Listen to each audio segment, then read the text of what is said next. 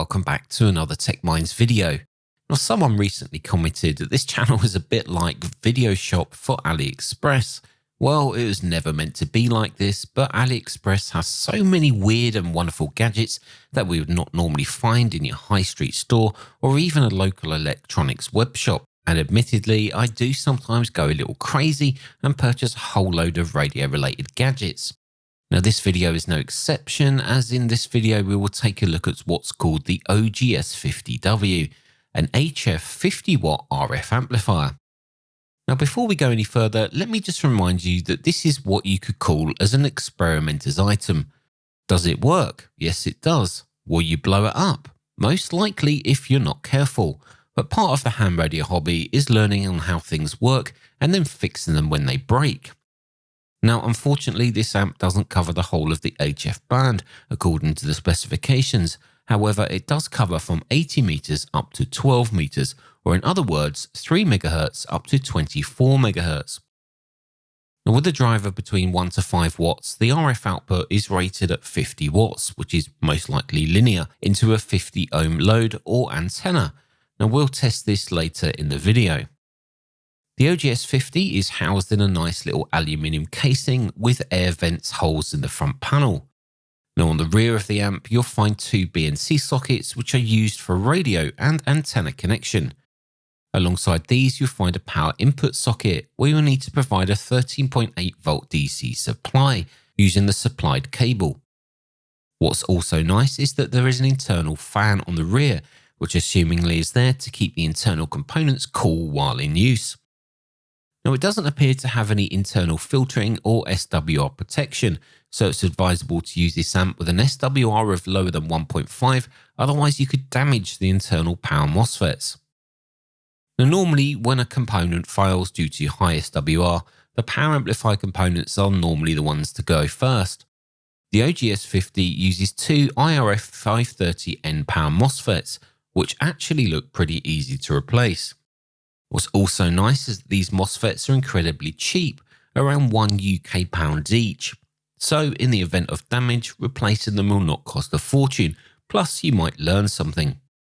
Of course, it would have been nice to have some form of protection or warning, but given the price of the OGS-50 is so cheap, we can live without it. Just need to use a resonant antenna or have a tuner in line. You would have also noticed that there is no PTT control, which means the amp switches from RX to TX automatically as soon as it detects RF on its input. Now, the delay between TX and RX is enough for use with SSB, without chattering relays becoming annoying. So let's perform some power tests. First, I'll set my TS2000 to its lowest power output and take a measurement for each band between 80 meters and 12 meters. This way we can tell how much power is driving the OGS-50 while we monitor its amplified output. Now, the power meter is not connected to an antenna, it's connected to a 100 watt dummy load attached to the rear of the power meter. So first I'll test 80 meters, and here we can see that my TS2000 is outputting around 3 watts on 3.65 megahertz. With the OGS-50 in line, we're seeing an output of around 41 watts, and that's just with a 3 watt drive. Incidentally, the OGS-50 is being powered from a 12 volt 7 amp hour lead acid battery. Next, we'll test the output from the TS2000 on 7.1 MHz. Here, I get around 3.5 watts output. Now, with the amplifier in line, we're seeing an output of around 23 watts from the amplifier. At 10 MHz, the TS2000 is outputting around 2.5 watts using a CW carrier, and with the amplifier in line, we see an RF output of around 29 watts.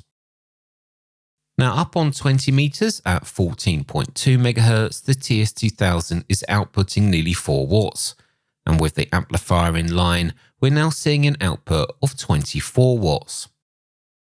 At 18 MHz, the TS2000 outputs around 3.5 watts, and then with the OGS-50 in line, we can see an output of around 19 watts. At 21 MHz, the TS2000 outputs around 3 watts, and with the amplifier in line, we see around 20 watts. Now on the last test, we see the TS2000 outputting around 3 watts on 24 MHz. And with the amplifier in line, we see an RF output of around 22 watts. So a question that I'm sure you're all wondering, and that's how clean is the amplified signal? Now unfortunately, I do not have a large enough attenuator to use my tiny SA Ultra spectrum analyzer, but what I have done is set up an SDR receiver close by and then monitor the output, closely looking at the signal on the waterfall to see if there's any splutter either side of the signal. Now remember that the SDR receiver is around 10 inches away from the OGS-50. The output from the OGS-50 is still connected to a dummy load, while the SDR receiver is connected to my outside end-fed half-wave. This is M0 DQW testing, M0 DQW testing, M0 DQW testing, 1, 2, 3, 4, 5. This is M0 DQW testing, M0 DQW testing. This is M0 DQW testing, 1, 2, 3, 4, 5. This is M0 DQW testing, Mike 0 Delta Quebec Whiskey testing, testing, testing, M0 DQW testing, audio, audio, audio, 1, 2, 3, 4, 5, testing, 1, 2, 3, 4, 5, over, over.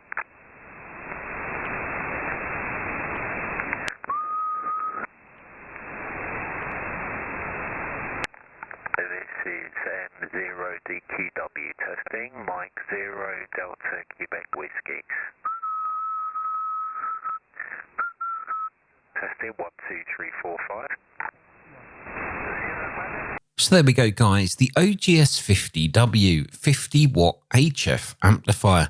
Now the current price for this is around 50 UK pounds, and as always I'll leave a link below as to where I purchased this from. Now it's not a perfect amplifier by any means, but used correctly could be quite fun, especially with those low power QRP radios.